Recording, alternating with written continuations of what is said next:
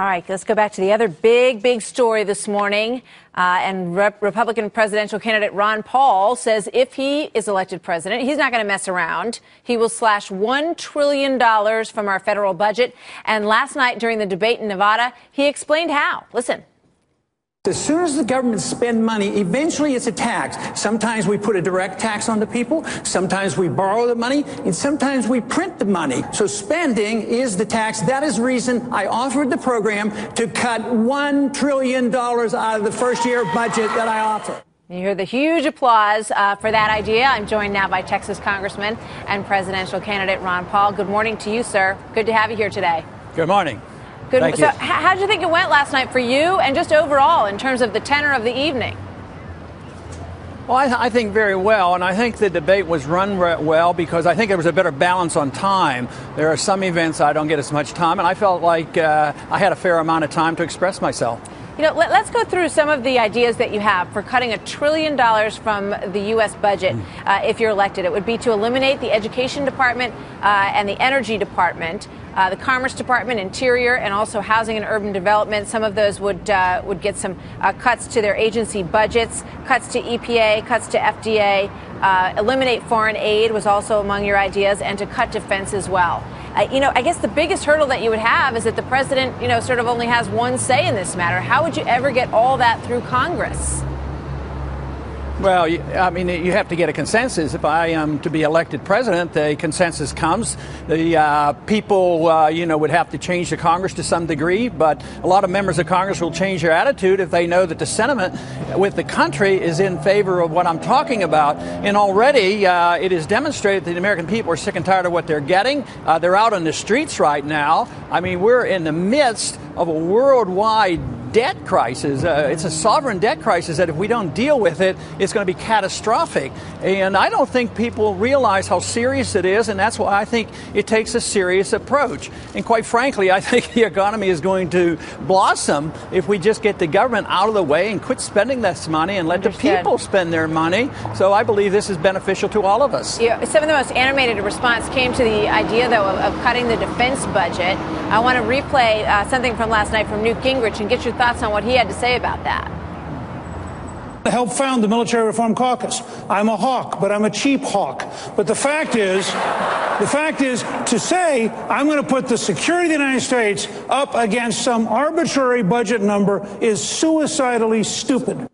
Suicidally stupid, he says that would be. What say you, Mr. Paul?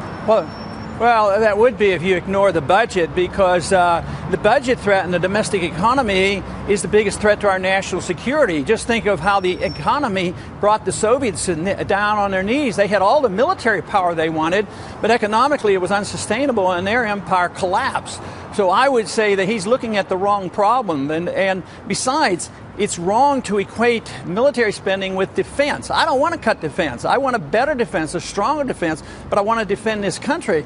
I don't want to defend the borders between Afghanistan and Pakistan. I want to defend the borders between Mexico and the United States. And there's a big difference of defending this country in spending endlessly. But I think it shows a lack of understanding of economics if they think that they can spend money endlessly, that the budget doesn't matter, and that you can run up these deficits. We're in the midst of a worldwide sovereign debt crisis, and we better come to realize how serious it is. Yeah. Or it may be right in front of us, I think a lot of people would say. So let's talk about, rather than going after the entitlements, you're putting your focus more on government bureaucracy and eliminating departments, eliminating government spending. How do those numbers add up in terms of getting rid of those departments? Obviously, you'd lose a lot of jobs. I saw a number in the 200,000 range for jobs lost if you cut all those departments. But how does that sort of, how much does that get us where we need to be, I guess, without tackling entitlements?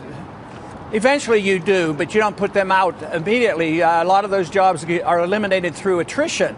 So as the economy grows, then these numbers are absorbed. We sent 5 million people home after World War II, and the economy was blooming, and they were absorbed easily. So if you correct the economy, a couple 100,000 are necessary for the workforce. They're transferred from government employees to private employees. But the plan that I have does not put them out immediately. It's through attrition over a 3, 4, 5 year period of time because it's gradual. The balanced budget comes in 3 years.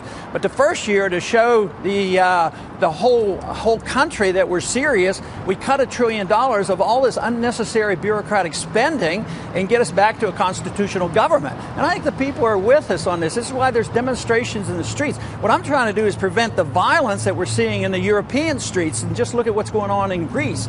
So the world is threatened with the same problem as Greece is, and I'm trying to prevent that from happening here. But isn't some of that a reaction to some of the programs that have been cut? And that's quickly, if you can, sir. But once you start cutting these things, people start to get very upset when those checks aren't coming in the mail. You're absolutely right, and that's where the real challenge is, because right now more people are getting checks than the people who are paying. But that's unsustainable, so you have to convince people it's in their best interest that the government get out of the way, and the government's broke. Yeah. We're broke and we can't sustain it, but that's why I go after overseas spending first and not the entitlement. I don't cut Social Security benefits nor health care. At the same time, I can find enough cuts where we can work our way out of this. If not, everybody loses, because we're going to have runaway inflation and all these programs are going to go broke, and it won't work. Congressman, you have spent your career talking about this, and you have a bigger stage to talk about it now than you ever have before, and it's putting that all on the table. So we appreciate you being with us today, sir. Thank you very much. Thank you.